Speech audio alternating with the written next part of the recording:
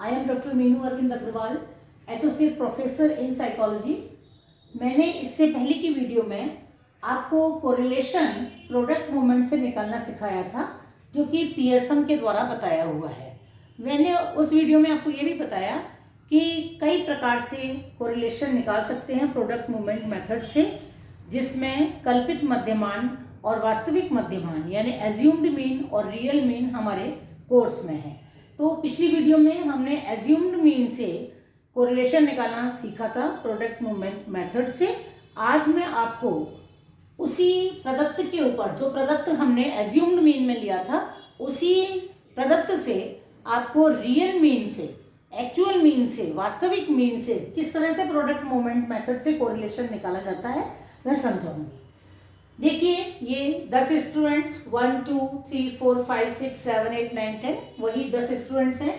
इनको 2 टेस्ट दिए गए, टेस्ट ए में जिसको कि हमने x नाम दिया और टेस्ट बी जिसको हमने y नाम दिया। मान लीजिए पहले विद्यार्थी के टेस्ट ए में 25 अंक आए और टेस्ट बी में 10 अंक आए। इसी प्रकार से दूसरे के 22 और 13, तीसरे स्टूडेंट के 28 और 17, चौथे स्टूडेंट के 30 और 14, पांचवें स्टूडेंट के 30 और 13, छठे स्टूडेंट के 31 और 15, सातवें स्टूडेंट्स के 30 और 16, नेक्स्ट 33 15, नेक्स्ट 34 14, नेक्स्ट 35 20। तो इस प्रकार से ये 10 स्टूडेंट्स के प्रदत्त एक्स और वाई टेस्ट यानी 2 टेस्टों के स्कोर्स आपके सामने दिए हुए हैं। अब दोनों ही के स्कोर्स में कितना सहसंबंध है या सहसंबंध की मात्रा किस स्तर की है, यह ज्ञात करने के लिए हम यहाँ रियल मीन मेथड का प्रयोग कर रहे हैं, पियर्सन का प्रोडक्ट मूवमेंट मेथड। ठीक है, अब सबसे पहले हमें क्या चाहिए? मीन। मीन जैसे हमने एज्यूम्ड मीन में भी मीन निकाला था, लेकिन हमने उसके पास की संख्या ले ली थी, तो उसको हमने कल्पित मध्यमान नाम दिया था। यहाँ हम एक्चुअल मीन लेंगे, रियल मीन लेंगे, इसलिए जो मीन की संख्या आएगी वही हम डेविएशन निकालने के लिए प्रयोग में लेंगे। पहला जो एक्स स्कोर है हमारा, हम सभी जानते हैं कि मीन का फॉर्मूला है mean equal to sigma X upon N, यानी कि सभी स्कोर्स का एक्स यानी टोटल, एक्स यानी स्कोर्स, सिग्मा यानी टोटल, सभी स्कोर्स का टोटल अपॉन एन यानी नंबर ऑफ फ्रीक्वेंसी। यहाँ सिग्मा एक्स जब हमने किया तो 298 वैल्यू हमें प्राप्त हुई, और क्योंकि 10 स्टूडेंट है, नंबर ऑफ फ्रीक्वेंसी 10 है, तो मीन की कैलकुलेशन करने पर 298 अपॉन 10 करने पर हमें वैल्यू प्राप्त होगी 29.8। ठीक इसी प्रकार से हमने इसको y नाम दिया है स्कोर को। इन सभी स्कोर्स का जब हम टोटल करते हैं तो हमारे पास वैल्यू प्राप्त हो जाएगी 147, और क्योंकि हमारा स्टूडेंट की संख्या 10 है यहाँ भी, तो 147 में यानी 147 को जब हमने 10 से डिवाइड किया, 10 से डिवाइड किया, तो वैल्यू हमें प्राप्त हो गई 14.7। ये क्या है? एक्चुअल मीन जो निकल कर आए। अब क्योंकि आगे का कॉलम है, डेविएशन स्टेप्स वही हैं जो एज्यूम्ड मीन के हैं, वही सेम स्टेप्स कोरिलेशन निकालने के रियल मीन से भी हैं। तो फिर हमने x माइनस एम, जैसा कि हम जानते हैं डेविएशन का फॉर्मूला क्या है, जो स्कोर है उसमें से मीन को घटाना होता है। यहाँ फर्स्ट स्कोर हमारे पास क्या है? 25 में जब हमने मीन को घटाया यानी 29.8 को घटाया, तो हमारे पास वैल्यू आई -4.8। ये क्या कहलाती है? डेविएशन, जिसको कि हम स्मॉल एक्स प्राइम के द्वारा शो करते हैं। क्योंकि अब 2 तरह के स्कोर है, तो अगले वाले को हम वाई प्राइम से शो करेंगे। इसी तरह से हम सबके एक्स में से मीन को घटाते गए, सभी स्कोर्स में से मीन को घटाते गए, और ये वैल्यूज हमें -4.8, सेकेंड की -7.8, नेक्स्ट -1.8, 0.2, 0.2, 1.2, 0.2, 3.2, 4.2, 5.2, ये हमें x की यानी x माइनस एम करने पर जो पहले वाला टेस्ट है उसके डेविएशंस ज्ञात हो गए। ठीक इसी मेथड से हमने y का निकाला। y में हमने क्या करा? वही स्कोर में से मीन को घटाया। यहाँ y का स्कोर है 10 और इसका मीन है 14.7, तो 10 में से 14.7 को घटाया, माइनस में वैल्यू प्राप्त होगी -4.7। इसी तरह से 13 में से 14.7 को घटाया, -1.7। सभी स्कोर्स में से इसी तरह से मीन को घटाते जाएंगे और वैल्यू इस तरह से प्राप्त होती जाएंगी 2.3, नेक्स्ट 0.7 माइनस में, उसके अगली बार नेक्स्ट -1.7, फिर 0.3, 1.3, 0.3, -0.7 और 5.3। ये क्या निकल के आ गए? ये निकल के आ गए डेविएशन। दूसरे जो टेस्ट का था, टेस्ट बी था, उसके डेविएशंस निकल कर आ गए। अब अगला स्टेप है हमारा एक्स स्क्वायर, यानी जो एक्स की वैल्यू प्राप्त हुई है उसी से मल्टीप्लाई करके हम स्क्वायर की संख्या निकालते हैं। -4.8 मल्टीप्लाई बाय -4.8, और इस तरह मल्टीप्लाई करने पर हमारे पास वैल्यू आई 23.24।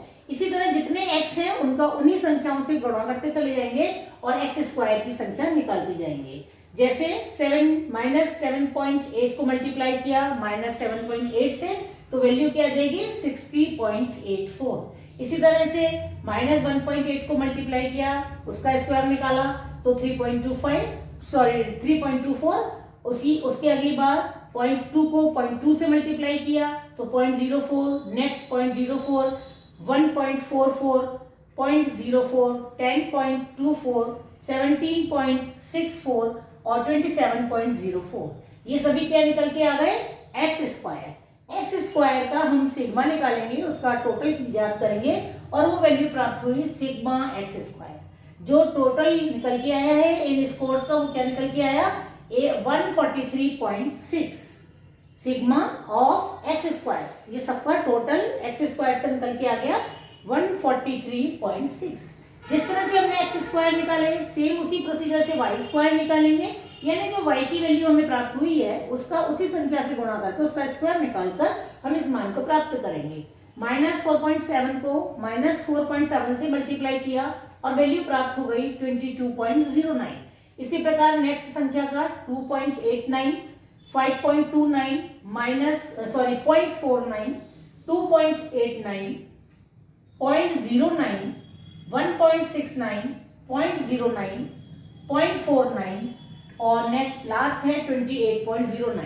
ये क्या निकल कर आ गए? हमारे वाई स्क्वायर। वाई का वाई से गुणा करके हमने वाई स्क्वायर निकाल लिए और इन सब का टोटल करके यहाँ वैल्यू हमने प्राप्त कर ली सिग्मा वाई स्क्वायर की, जो हमें क्या मिली है 64.10। ये दो वैल्यूज हमारी निकल कर आ गई, सिग्मा एक्स स्क्वायर और sigma Y square. Next step है multiplication of deviation. Multiplication of deviation यानी जो दोनों डेविएशंस थे एक्स प्राइम और वाई प्राइम, उनका दोनों का आपस में गुणा। -4.8 को मल्टीप्लाई किया -4.7 से और ये वैल्यू हमें प्राप्त हुई 22.56। इसी प्रकार से -7.8 को मल्टीप्लाई किया -1.7 से और ये वैल्यू मिली हमें 13.26। इसी प्रकार हम x का y से गुणा करते चले जाएंगे और अगली संख्या में इस प्रकार प्राप्त होती जाएंगी -4.14, -0.14, -0.34, 0.36, 0.26, 0.96, -2.94 और 27.56।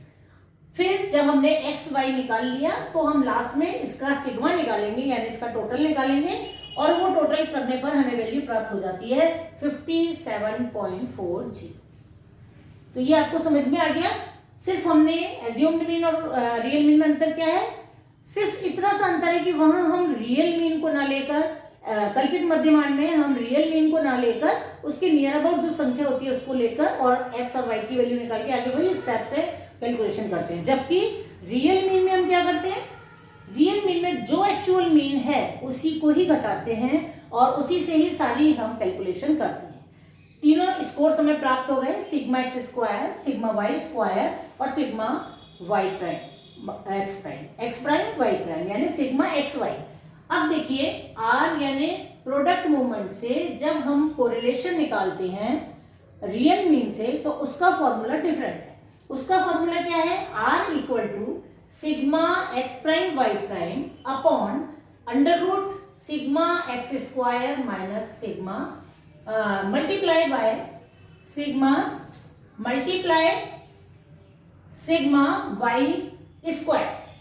फिर से देखें, सिग्मा एक्स स्क्वायर को गुणा करना है, सिग्मा एक्स स्क्वायर को गुणा करना है सिग्मा वाई स्क्वायर से। और उसका अंडर रूट निकालना है। जो निकल के आएगा उसको हमें sigma Y prime x prime Y prime में भाग लगाना है। यहाँ हम वैल्यूज पहले पुट करेंगे। सिग्मा एक्स वाई की वैल्यू आ रही है 57.40, हमने लिखा 57.40।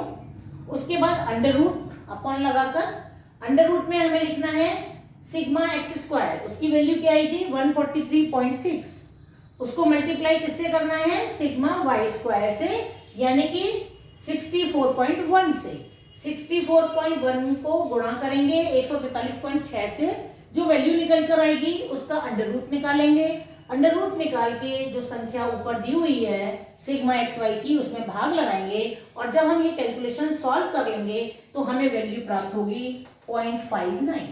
0.5 क्या निकल कर आ गया correlation by product movement method by real method. ठीक है, अब देखिए जब हम एज्यूम्ड मीन निकालते हैं तो वहां हमारा एन से ही काम चल जाता है। वहां एन पर जो संख्या दी रहती है, जो टेबल आपको प्रोवाइड की जाती है जिसमें हम कोरिलेशन की वैल्यू की सार्थकता देखते हैं, तो वहां हमारे एन से काम चल जाता है। जितना एन है उसके सामने जो वैल्यू दी हुई है वो मान्य है। जबकि इसमें हम डीएफ निकालते हैं। डीएफ कैसे निकालते हैं, जब प्रदत्त हमारा छोटा होता है तो हम n-1 करते हैं डीएफ के लिए। n हमारा कितना है, डीएफ का फॉर्मूला है n-1, n है हमारा 10, 10 में से एक माइनस किया 9। और जब हम तालिका देखते हैं जो सार्थक मक के मानों की तालिका दी हुई है, तो वहां पर 9 डीएफ के लिए वैल्यू दी हुई है 0.60। अब क्योंकि हमारा मान 0.59 है तो नियर अबाउट 59 है और पॉजिटिव में है, धनात्मक ऋण है, धनात्मक संबंध है, दोनों के बीच में सहसंबंध, दोनों अंकों के बीच में सहसंबंध कैसा है, पॉजिटिव है और लगभग सामान्य है। क्यों, क्योंकि बिल्कुल 0.60 और 0.59 नियर अबाउट बिल्कुल पास पास हैं, इसलिए हम कह सकते हैं कि दोनों ही प्रकार के जो स्कोर्स हैं उसके अंदर सहसंबंध धनात्मक है और सामान्य प्रकार का है। तो ये आज हमने समझा पियर्सन का कोरिलेशन मेथड, जिसका नाम है प्रोडक्ट मूवमेंट मेथड, और जिसके अंतर्गत हमारे कोर्स में, मैं ब्रज विश्वविद्यालय के कोर्स की बात कर रही हूँ, ब्रज विश्वविद्यालय के कोर्स में जो सेकेंड ईयर में हमारा ये पेपर चल रहा है उसमें 2 प्रकार का दिया हुआ है। पहला है एज्यूम्ड मीन, जो हमने पिछली वीडियो में सीखा था, और आज हमने जो रिवीजन किया है, जो पढ़ा है, समझा है, वो है हमारा real mean. Okay, thank you so much.